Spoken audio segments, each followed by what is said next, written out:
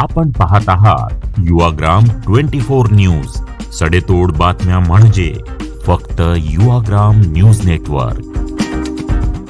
Maharashtra वृत्तदर्शन news आणि Yuvagram 24 news प्रस्तुत रणसंग्राम लोकसभेचा या विशेष कार्यक्रमामध्ये मी राजेंद्र कांबळे आपणा सर्वांचं स्वागत करतो।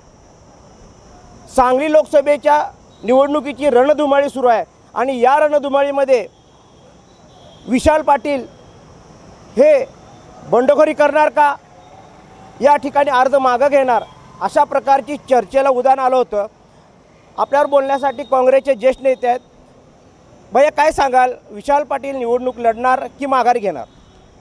आम्ही कोणत्याही परिस्थितीत माघार घेणार नाही आणि उमेदवारी ही आमच्या कोणत्याही परिस्थितीत कायम राहील अशी स्थिती आहे। आणि आम्हाला 10 वेळा हे लोक, आमचे विरोधक जे आहेत, सातत्यानं लोकांची दिशाभूल करण्यासाठी आम्ही माघार घेणार आहे किंवा आम्ही रिंगणातनं बाहेर जाणार आहे अशा अनेक वालगना करत असतात। त्यामुळे त्याच्या संदर्भामध्ये कुणीही विचार करू नये आणि 100% आम्ही कोणत्याही परिस्थितीत लोकसभेची निवडणूक विशाल पाटील लढणार आहे। बंडखोरी करताय मात्र काँग्रेस जर काय कारवाई केली तर? आम्हाला EB फॉर्म तुम्ही दिला का? आम्ही कार्यकर्त्यांच्या इच्छेचा मान सन्मान तुम्ही ठेवला का? ह्या सगळ्या गोष्टींचा पहिल्यांदा त्यांनी विचार करावा। आणि आम्ही सांगली जिल्ह्यातली काँग्रेस वाचवण्यासाठी लढायला लागलो आहे, काँग्रेस संपवण्यासाठी लढत नाही। आम्ही काँग्रेस ही सांगली जिल्ह्यातली आबादित राहिली पाहिजे याच्यासाठी ही आमची उमेदवारी आहे।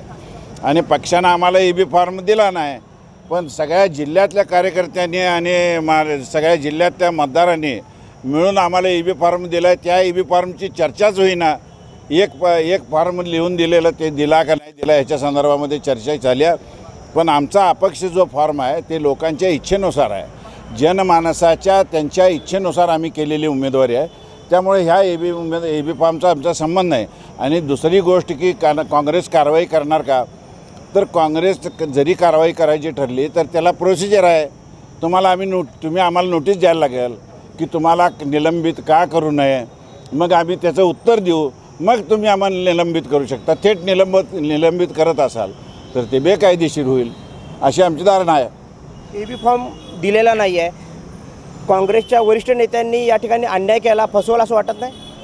नाही, काँग्रेसच्या नेत्यांच्यावर आमचं काय आरोप नाही, पण नादानपणा यांचा एवढा मोठा आहे की जी सीट काँग्रेस आपल्या चिन्हावर स्वतः जिंकू शकते ती सीट उचलून तुम्ही आंदोलनात देताय, ह्याच्या एवढा म्हणजे नादानपणा कोण जगात करेल का?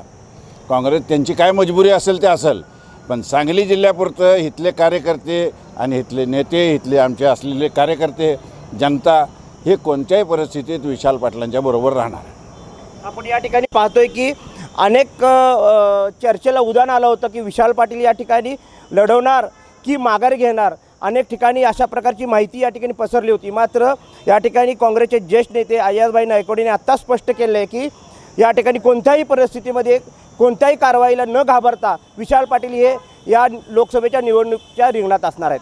कॅमेरामन राहुल सोबत मी राजेंद्र कांबळे।